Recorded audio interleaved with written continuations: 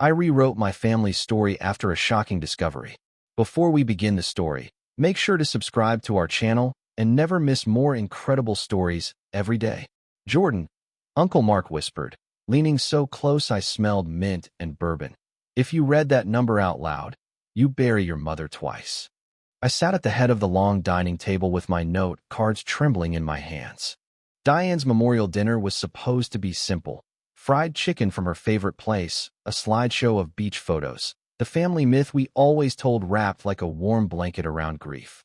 Mark had already rehearsed his lines about Caleb's sacrifice and how our family survived because Mark pulled him from the river. I had agreed to make the family history book because I was the only one who knew how to handle records. I worked in the public library's archive room. I cataloged other people's lives for a living. Mom used to tease me. You save what everyone else throws away. After she died, Mark called me the next morning. You'll do the book, he said. Not asked. Told. Mom would have wanted it. What he didn't know was that while I digitized her boxes, I found a sealed court file with my name on it and a case number that didn't belong to any story he'd ever told.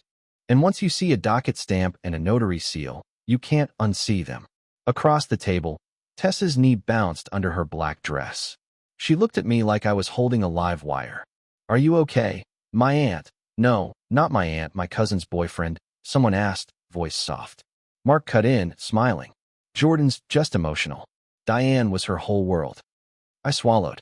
My throat tasted like pennies. The projector behind me hummed, waiting for the slide deck I'd prepared. What would you do? I wanted to ask the table. If the person leading the prayer was the reason your mother stayed silent.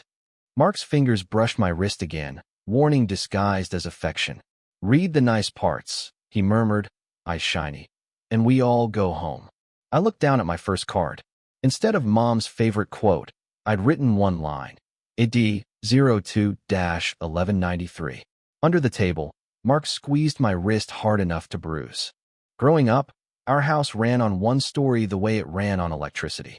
Caleb was brave, Mark would say, leaning back in the recliner like a man settling into a role. He didn't hesitate. He went in. It was always the river. Always the same curve of dark water under the old bridge outside Caldwell County. Always the same ending. My Uncle Caleb slipped. Mark jumped. Diane screamed. And the current took Caleb before Mark could grab him. The tragedy became our family's proof of goodness. Every Thanksgiving, Mark raised a glass to Caleb. Every Christmas, he hung a battered brass compass on the tree and said it had been Caleb's. I was 8 the first time I asked, why didn't anyone call 911? Mark laughed like I'd told a joke. We did, kiddo. Back then, it took forever. Mom's smile stayed on, but her eyes went somewhere else. Past the dining room, past the walls, like she was reading a caption only she could see. When I got older, I noticed smaller things. The way Mark corrected people when they said accident. It was fate, he'd say. Caleb saved us by showing us what matters. The way he kept Caleb's name everywhere. On the mailbox, on the trust paperwork he stored in his office, on the lake house deed he loved to mention whenever anyone argued with him. It was like Caleb's death had become Mark's key. The weirdest detail was a photo Mom kept in her dresser drawer. Mark standing on the bridge that night, arm around Mom, both of them lit by flashing lights. Mark wore a crisp jacket. His hair looked dry. His shoes, polished leather, didn't have a speck of river mud. When I pointed it out once, Mom forced a laugh. You always notice everything, Jord. Mark wagged a finger at me. That's why she's good at her little library job. She sees dust. It was meant as a joke. Everyone laughed. I laughed too, because that's what you did when the storyteller decided the tone. After Mom died, I went to her room to choose a dress for the funeral. I opened the bottom drawer to find that bridge photo and a scrapbook I'd never seen before, wedged beneath it like a secret. In Mom's old scrapbook, a newspaper headline had been neatly cut out. 2 days after the funeral, Mark showed up at my apartment with a bakery box and a command. You're doing the memorial book, he said, setting the pastries down like payment. Photos, stories, the whole legacy. Diane would have wanted it polished. I should have said no. I should have told him grief didn't come with deadlines. Instead, I nodded, because my mother was barely in the ground and Mark was already rearranging the furniture of our lives. That night, I finally opened the scrapbook. The clipped headline was from the Caldwell Herald, dated May 14th, 2001. Local man lost in river. Search suspended. Caleb Holloway. Under it, someone had written in Mom's handwriting, "Not an accident." My stomach turned. Mom had never said those words out loud. Taped to the next page was a post-it, the ink shaky. Attic trunk. Green ribbon. If Mark pushes, don't fight him, document him. I climbed the narrow attic stairs of the family home with my phone flashlight bouncing off dusty rafters. The air smelled like cedar and old insulation. I found the trunk fast because it was the only thing up there that looked cared for, locked, wiped clean, tied with a faded green ribbon that still held a tight bow. Inside were labeled folders, the kind I used at work. Caleb, trust, hospital, adoption. My hands went cold. Jordan. Mark's voice floated up from downstairs. You need help? No. I called, forcing cheer into my voice. Just looking for photos. I pulled the adoption folder and found a manila envelope stamped in red, sealed, Family Court, Caldwell County. The seal looked peeled and restuck, like someone had opened it and tried to pretend they hadn't. I slid a finger under the flap and felt paper edges, thick and official. The first page had a printed caption, in Jordan Pierce, minor child. Petitioners, Diane Holloway and Caleb Holloway. Pierce wasn't my last name. It wasn't anyone's last name in our family. My ears rang. Somewhere below, floorboards creaked as Mark moved. The envelope seal was broken, and my name was typed inside. I sat on the attic floor and read like my life depended on it, because suddenly it did.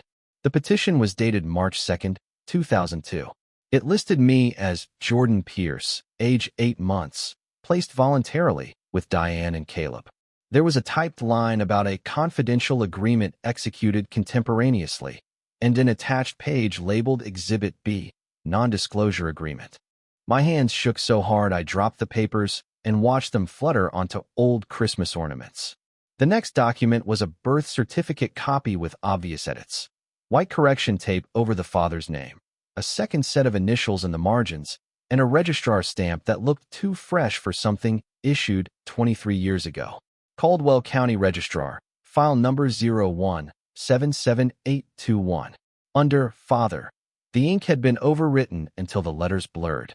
I took photos anyway. In the corner of each shot, my phone recorded timestamps like a heartbeat. IMG_4421, IMG_4422, IMG_4423. What are you doing up here? Mark called again, closer. Found some baby pictures. I lied, stuffing the documents back into the envelope with fingers that didn't feel like mine. I shoved the envelope into my tote bag and walked downstairs like a normal daughter, like a normal niece, like a normal person who hadn't just learned her name might have been borrowed from someone else's life. Mark watched me from the kitchen island, his smile too easy. Anything good? Just old stuff, I said. He poured coffee he didn't drink, eyes tracking my bag. Your mom loved organizing. Always did. That was another lie. Diane was messy. Mark was the organizer. Back in my car, I called Tessa. She picked up on the first ring. Tell me you're sitting down, I said. I'm already parked, she snapped. What did you find? I found adoption papers, I whispered. My last name on them wasn't Holloway. Silence. Then, read me the case number. AD 02-1193. Caldwell County. Tessa inhaled sharp. That's not a normal adoption file number. That's sealed docket format. I flipped to Exhibit B, the NDA, and my breath left my body. At the bottom, Uncle Mark's signature sat beside a notary stamp. I didn't want to believe it. I wanted some boring explanation, clerical error, old paperwork, my mother's paranoia. So I tested Mark the way you tested a loose tooth. Gently, pretending you didn't care.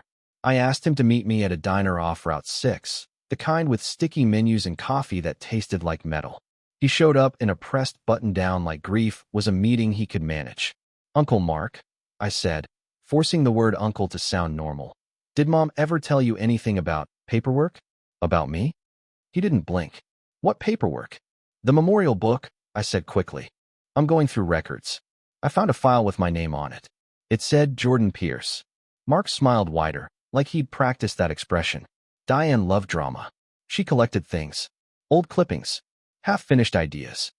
Adoption petition isn't a half-finished idea, I said. His eyes softened. Honey, your mother wasn't well toward the end. You know that. The way he said it, gentle, clinical, made my skin prickle. It sounded like a warning wrapped in concern. I'm asking you because you were there, I pressed. You tell the family stories. I tell the stories that keep people together, he corrected. You're grieving. Don't chase ghosts. I'm not chasing ghosts, I said. I'm holding a notarized document with your signature.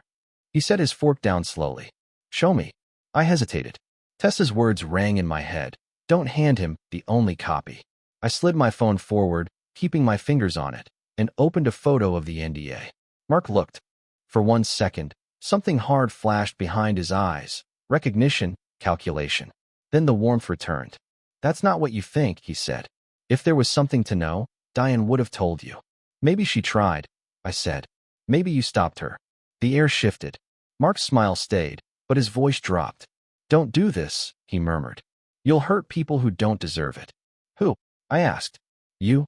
He reached into his pocket and placed his phone on the table face down. No, he said. You. He smiled and slid his phone across the table toward me. The screen lit up with a single photo message.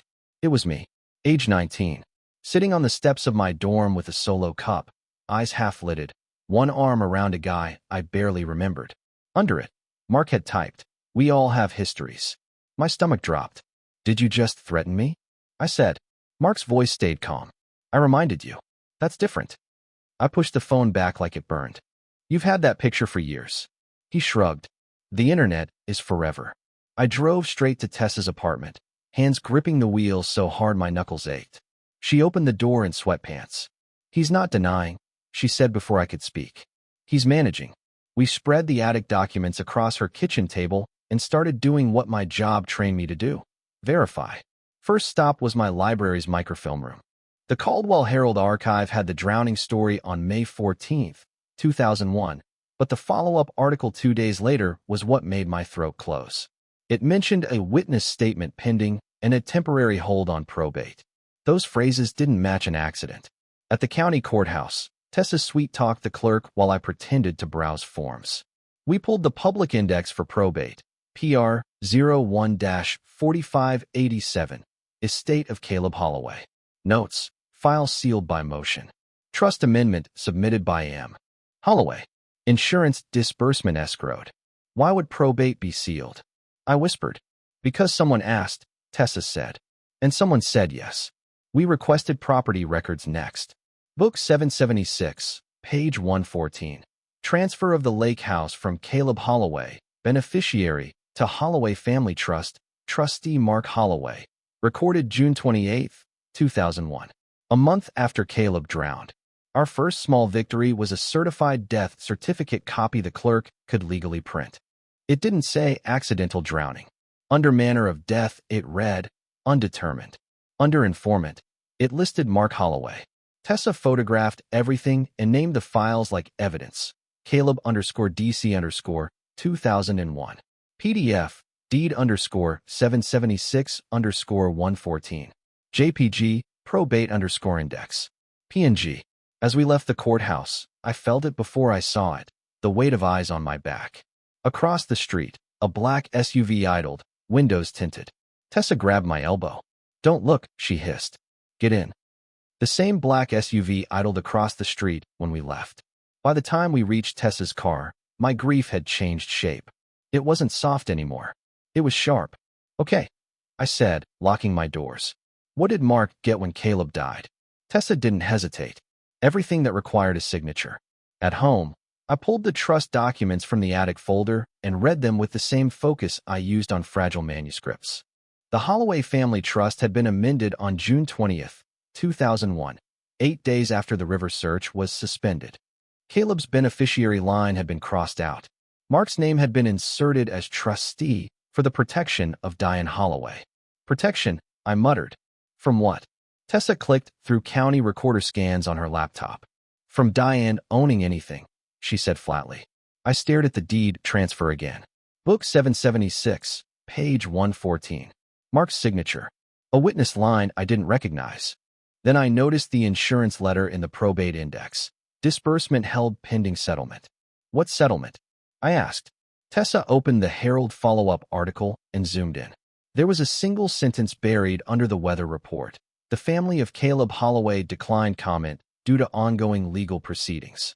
Legal proceedings. Over a drowning. My skin crawled.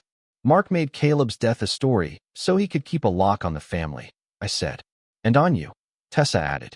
She pointed to the adoption petition again. Diane and Caleb filed it together. That means Caleb had legal standing over you. Caleb died, I whispered. So who got that standing? Tessa's mouth tightened. Guess. I thought of Mark calling me the morning after Mom died. Not asking. Telling. Like he still held something I didn't know existed. What would you do? Tessa asked, voice low. If you found out your whole childhood was collateral? I didn't answer. I opened Mom's scrapbook again and stared at her handwriting. Not an accident. My phone buzzed with a new voicemail from an unknown number. No words, just water sounds, rushing and deep, like someone recorded it right at the riverbank. Then a male voice, muffled but familiar, said, "Tell Jordan to stop." Tessa whispered, "Jordan." Caleb didn't drown where Mark said he did. The next morning, we drove to the bridge. It wasn't dramatic. No mist. No ominous music. Just February slush on the shoulder and the river moving like it didn't care about our stories. Tessa held her phone out, recording. "Say the date," she told me. "February 18th, 2026, I said, voice tight. Caldwell Bridge. We walked down the embankment until we reached a patch of dried reeds. A rusted sign warned no trespassing. Beyond it, the ground dipped into mud. "This isn't where Mark always said," Tessa said. "He told everyone Caleb fell off the center span." She pointed downstream. "If Caleb went in here, he wasn't fishing. He was meeting someone." I stared at the water, trying to picture my mother at 29, screaming on this bank. Trying to picture Mark wet and panicked. Trying to picture any version that fit the documents. Back at the house, I dug deeper into the Caleb folder until I found a cassette tape in a cracked plastic case. On the label, in Mom's handwriting, "For Jordan. If I'm gone." My hands went numb. I didn't own a tape player.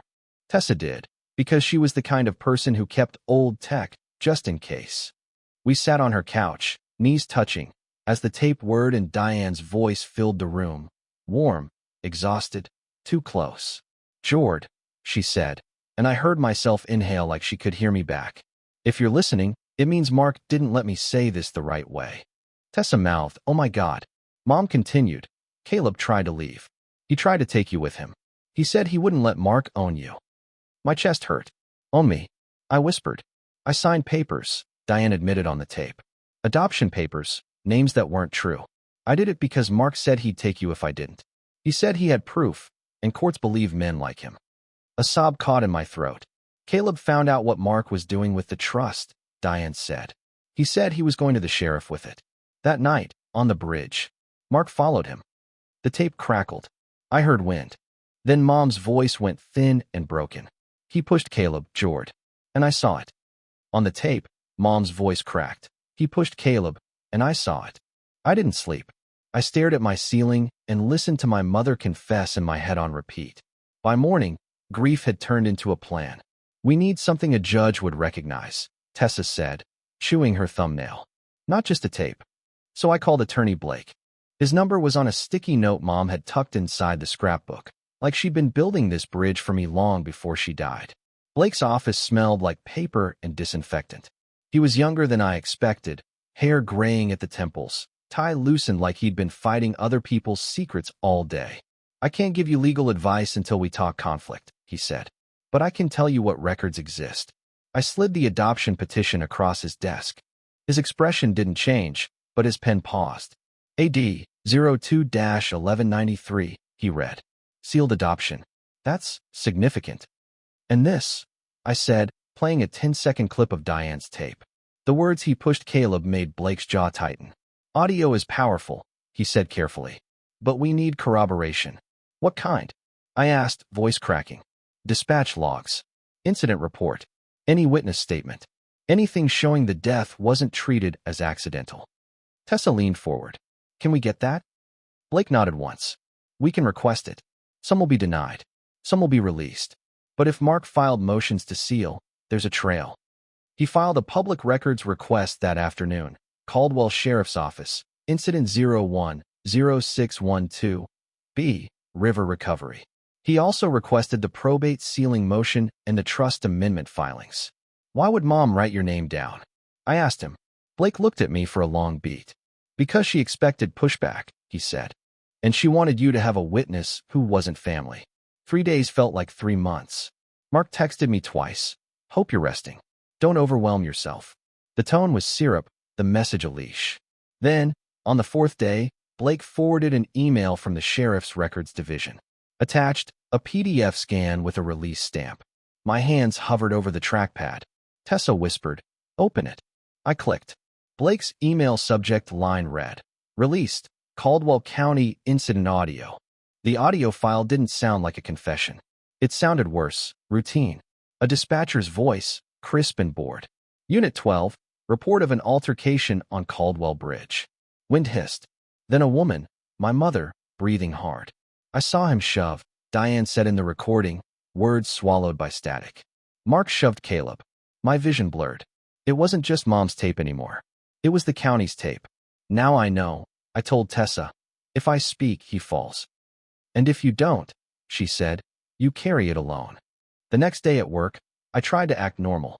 I logged boxes and answered questions like my mind wasn't screaming. At 3:17 p.m., Mark walked into the archive room like he belonged there. He carried lilies, my mother's favorite, and wore the same warm smile he used at funerals.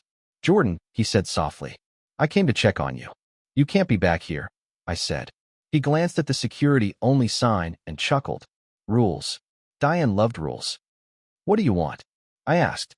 He set the lilies on my table and leaned closer, voice lowering. I want you to stop digging. I have a right to know, I said. About Caleb. About me. Mark's eyes shone, performing sadness. I protected you. From what? I snapped. From scandal, he whispered. The kind that ruins women and makes towns pick sides. He tapped the lilies. Your mother understood sacrifice. I heard the county tape, I said. For a split second, something sharp showed in his face. Then the smile returned. What tape? I heard Mom say you shoved him, I said. Mark didn't raise his voice. He offered a deal like it was kindness. I'll donate to your library. Scholarship in Diane's name. A beautiful book. No ugliness. And if I say no? I asked. His tone stayed gentle. Then people learn things about you that you don't want shared. I felt my pulse in my ears. I thought of that dorm photo, ready to be weaponized. I looked down once, and when I looked back up, his fingers were already moving. His hand brushed my lanyard, and the keycard suddenly went missing. That night, I couldn't stop picturing Mark's hand sliding my keycard free like it was nothing. He thinks he can lock you out of your own life, Tessa said, pacing. He can lock me out of the archive, I said. He can't lock me out of the truth. We stopped treating this like family drama and started treating it like evidence handling. Tessa bought 2 encrypted flash drives and a cheap fireproof box. I printed the certified death certificate and the deed transfer and slipped them into sleeves like fragile maps. Blake called it redundancy. If you have 1 copy, you have 0, he said. Backups, witnesses, dates. We chose the memorial dinner because Mark wouldn't skip it. He loved audiences. And everyone would be there. Extended family, old friends, the pastor, even the commissioner who praised Mark at Caleb's remembrance every year. Don't make it a fight, Blake warned. Make it a record. So I built a short presentation titled Family History Project, Draft. It started with Mark's own version of the myth, pulled from his Facebook post dated May 14, 2021. Then I layered in the hard facts, the Herald scan, the certified death certificate marked undetermined, the deed transfer, book 776, page 114, and a transcript of the dispatch audio with a timestamp. Tessa tested the audio twice. If this glitches, she said, I'm body blocking the laptop. You can't tackle anyone, I muttered. I can if they try to erase your mom again, she shot back. Blake planned to sit near the door. If Mark gets physical, he said, you leave. We win by being clean. The afternoon of the dinner, I drove to the family home with my laptop in one bag and a flash drive hidden where Mark wouldn't think to search. Mark greeted me with a hug that lasted half a beat too long. You look tired, he murmured. You should rest. In the dining room, I connected my laptop to the projector. The screen glowed. Guests' laughter drifted from the kitchen. Tessa stood behind me, watching everything. I opened my folder to load the slides. A file sat at the top that I didn't recognize. Final_toast. MP4. Minutes before guests arrived, the projector screen flickered with a file I didn't load. My cursor hovered over final_toast. MP for like it was a snake. I didn't make that, I whispered. Tessa leaned in. Don't click it. Behind us, Mark's voice floated from the hallway, bright and practiced. Everyone gather. We're about to honor Diane and Caleb the way they deserve. Someone had access to my folder. Someone had planted a decoy meant to hijack the moment. I made a new folder and dragged my real slides into it, hands moving fast. Tessa started recording the screen with her phone. Another backup, another witness. People filed in with plates and grief. Mark stood at the head of the table, hand on his heart. Diane was the glue, he began. And Caleb. Caleb was the reason we learned what courage looks like. I watched faces soften. I watched the myth settle over them. Mark lifted his glass. That night on the bridge, Caleb didn't think about himself. Stop, I said, louder than I meant to. Forks froze. The room tilted. Mark's smile stayed. Jordan, sweetheart, this isn't. It is, I said. I was asked to write our family history, and I can't write lies. A murmur rippled. Someone whispered my name like a warning. Tessa's camera stayed pointed at Mark. I faced the projector. I'm going to show you documents.